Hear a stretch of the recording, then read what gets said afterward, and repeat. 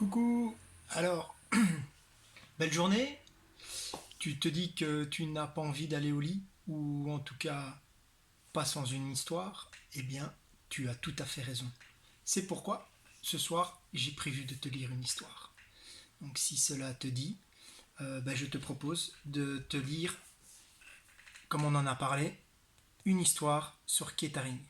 Voilà, c'est un livre qui a été écrit par la sœur de Kettering.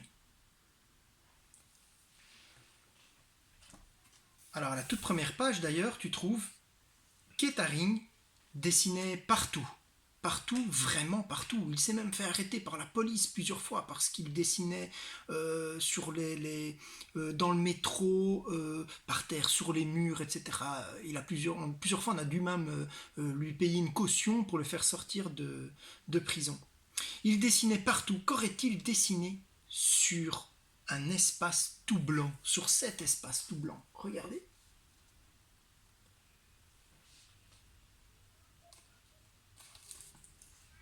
Alors le titre du livre, c'est Le garçon qui dessinait. C'est l'histoire d'un garçon appelé Kate. Alors tu vas voir que toutes les illustrations sont faites évidemment à la manière de Kettering. Mais ça raconte son histoire. Enfant, son père lui apprend à dessiner des chiens, des poissons et plein d'autres choses amusantes. Son papa trace un trait. Kate en trace un autre. Et bientôt, la page entière est remplie. Donc chacun à son tour dessine quelque chose. Et puis, c'est l'ensemble de leurs traits qui forment le dessin.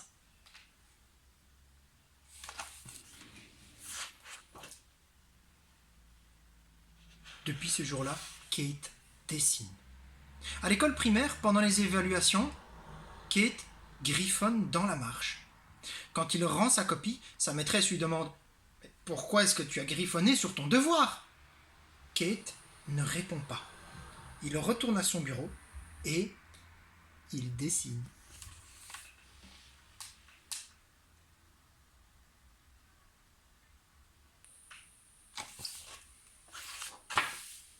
Parfois, Kate invite ses amis à dessiner, dans la cabane, au fond de son jardin. Kate dessine des symboles et explique que chacun d'eux représente une lettre de l'alphabet. Ses amis lui demandent « Pourquoi est-ce que tu écris avec des symboles ?»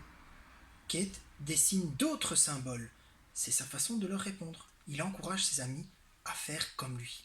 Donc en fait, il invente un alphabet qui lui permet de faire des messages secrets. Je vous avais déjà parlé de ça. Sa cabane, où il dessine avec ses amis, et son alphabet secret.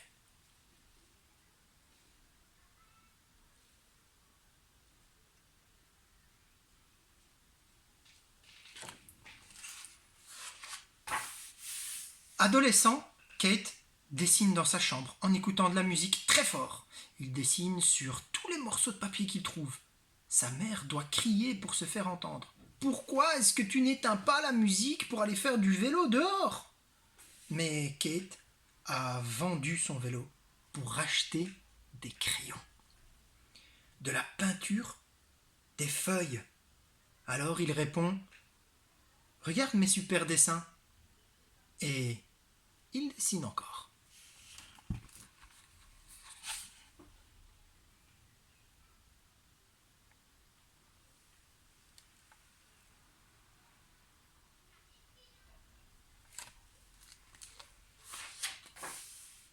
Au lycée, Kate gagne un premier prix de dessin. Un riche couple de la ville lui propose même d'acheter son tableau. Kate dit « Non merci. Si vous aimez mon dessin, accrochez-le sur votre mur. Je vous l'offre. » Les sœurs de Kate n'en croient pas leurs oreilles. « Mais pourquoi est-ce que tu n'as pas accepté leur argent ?» demande-t-elle. Kate hausse les épaules. Il veut juste dessiner.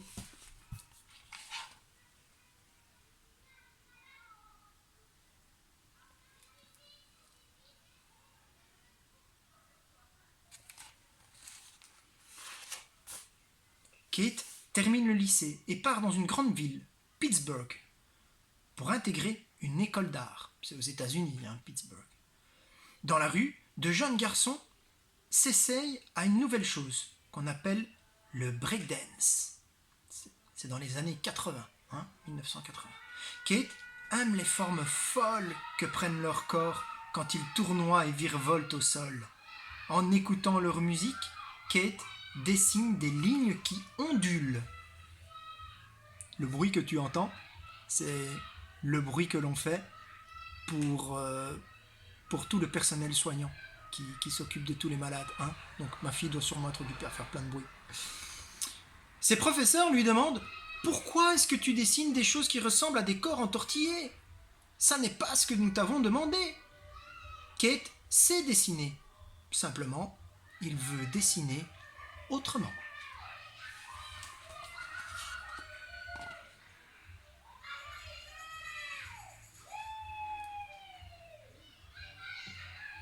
Il invente son propre style.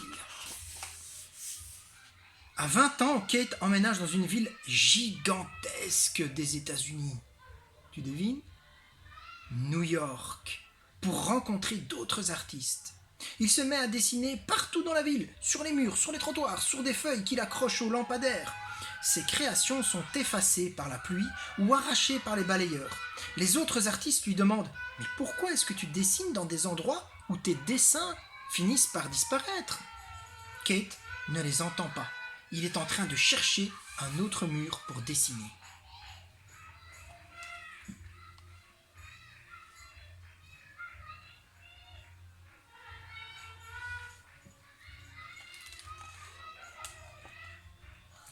Ça d'ailleurs, c'est un dessin très connu d'un artiste new-yorkais de l'époque qui s'appelle Jean-Michel Basquiat.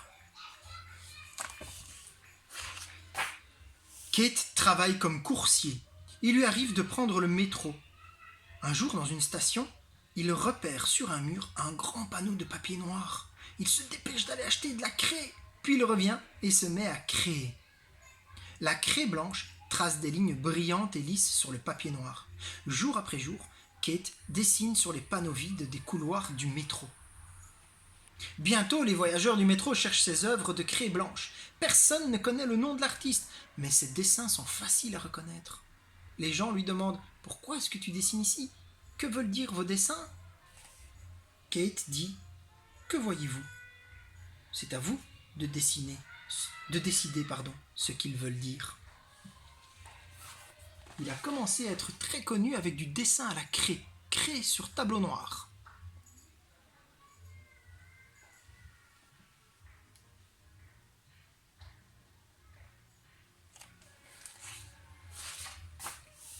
Dans son quartier, les rues sont sales et les gens ne se disent pas toujours bonjour.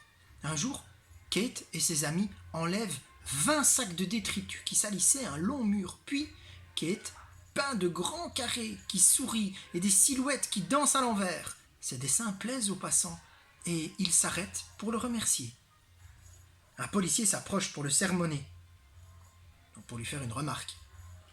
« Pourquoi est-ce que vous avez fait ça ? Je suis obligé de vous mettre une amende. Vous n'avez pas demandé la permission. » Kate paye l'amende, mais continue à dessiner.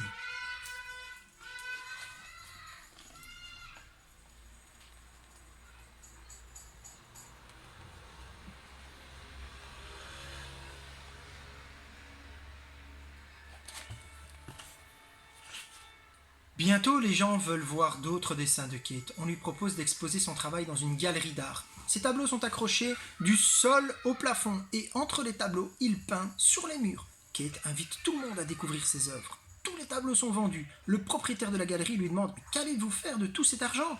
Et Kate répond « J'ai lu dans le journal que des enfants ne mangeaient pas à leur faim. Cet argent, je ne l'avais pas hier. Et j'étais heureux.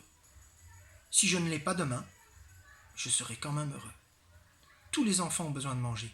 Je vais leur envoyer cet argent. » Le galériste reste bouche bée. « Oh, pourquoi ?» Kate se contente de sourire et se met à dessiner.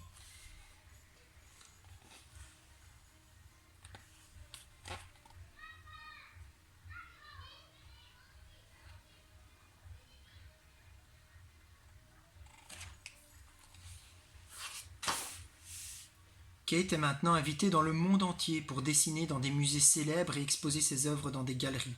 Il est fier d'être devenu un artiste reconnu. Mais partout où il va, il insiste pour peindre une fresque sur un mur de la ville afin que tout le monde puisse en profiter, et pas seulement ceux qui ont assez d'argent pour acheter un tableau.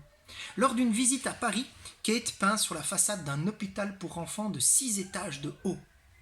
Les journalistes viennent prendre des photos et lui demandent « Pourquoi est-ce que vous avez peint sur l'hôpital ? Est-ce que vous pensez que les enfants malades se sentiront mieux ?» Kate n'a pas le temps de répondre.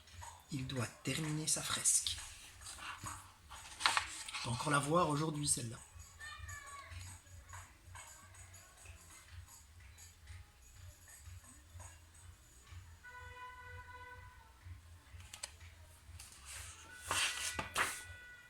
Pour les 100 ans de la Statue de la Liberté, Kate peint la silhouette de la célèbre statue.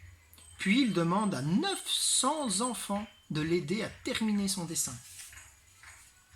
Il leur dit « Dessinez ce que vous voulez. Personne ne pourra dire que votre dessin est bon ou mauvais. C'est le vôtre. »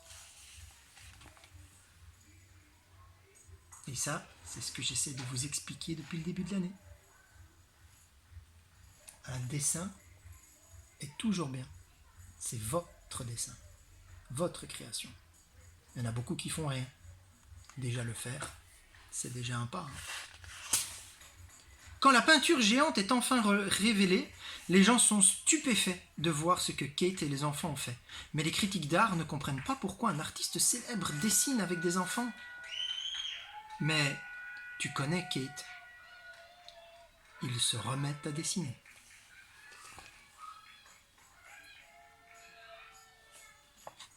Ce que les autres pensent ne l'intéresse pas.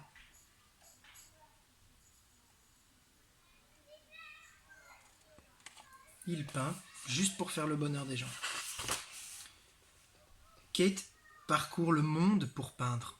Il dessine surtout, partout, tout le temps, où qu'il aille et quoi qu'il fasse. Il ne s'arrête jamais. Il dessine et tout le monde s'interroge et crie « Mais pourquoi ?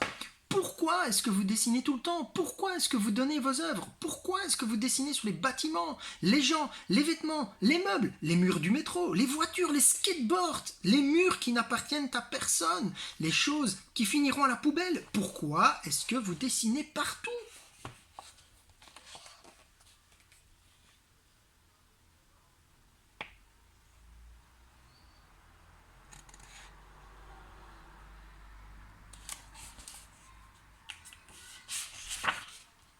Alors, l'espace d'un instant, Kate s'arrête de dessiner et dit « Je dessine tout le temps, parce qu'il y a des tas d'espace à remplir.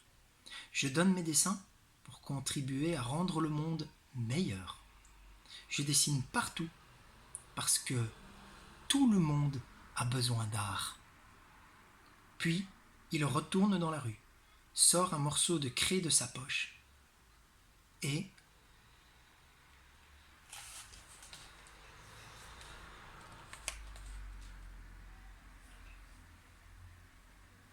il dessine.